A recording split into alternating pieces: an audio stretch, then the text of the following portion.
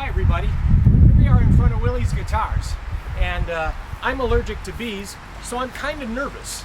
But having said that, we'll do this video.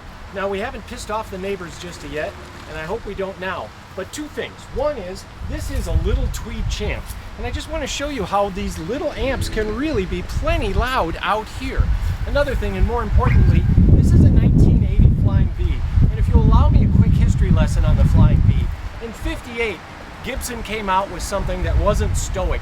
Fender was kind of blowing him away with this Stratocaster that reached to the stars and was very space-aged with all its new technology.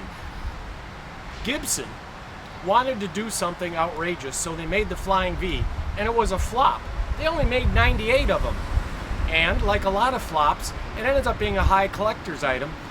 You'd pay about $500,000 for a clean Flying V these days, if you could find one. They get gobbled up pretty quick.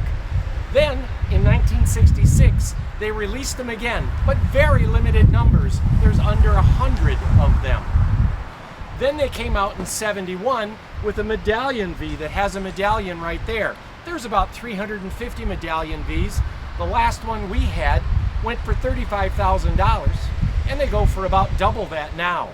Okay, this brings me to this series. In 1975, they dropped the Corina and started making mahogany-bodied Flying Vs. Now, these are the 16-inch wide body. They have a little more oomph and a little more power than an SG. They came without covers on it. Very few of them had covers, and when they did, they usually had neck binding on them, but these 75 to 1980 Flying Vs are highly desirable. They came in sunburst, white, and natural.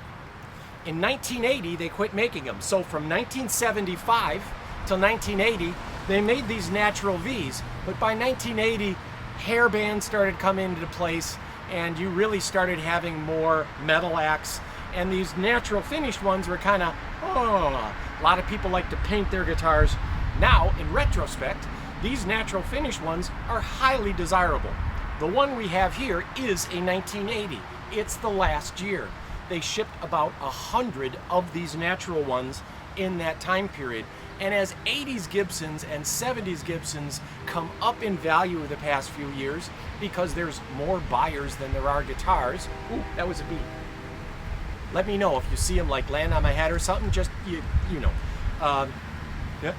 So, in 1980, they stopped making these. This is the last time period.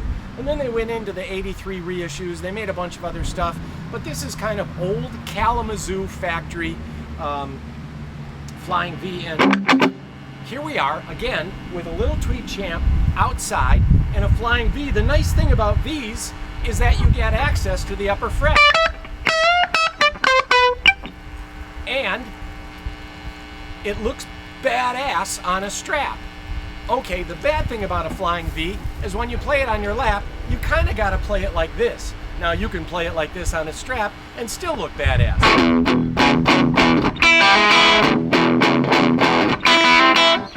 By the way, plenty loud. It's ricocheting off this nice lady's house over here. They can hear it over there. They can hear it 3, 4, 5 houses down, and it's a 5-watt amplifier. Get my point?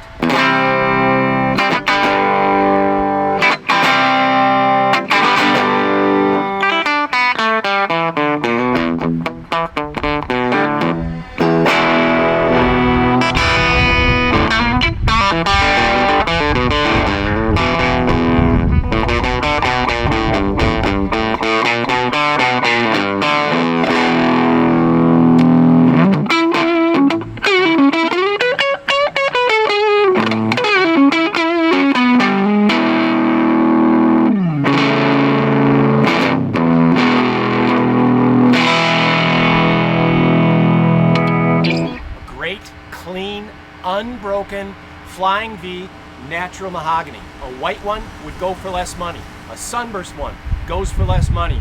Try to find a nice natural Flying V made between 70 and or 75 and 80 and watch it go up in value. That's the end of my video, and we got to go in now so the neighbors, we can tell the neighbors it wasn't us.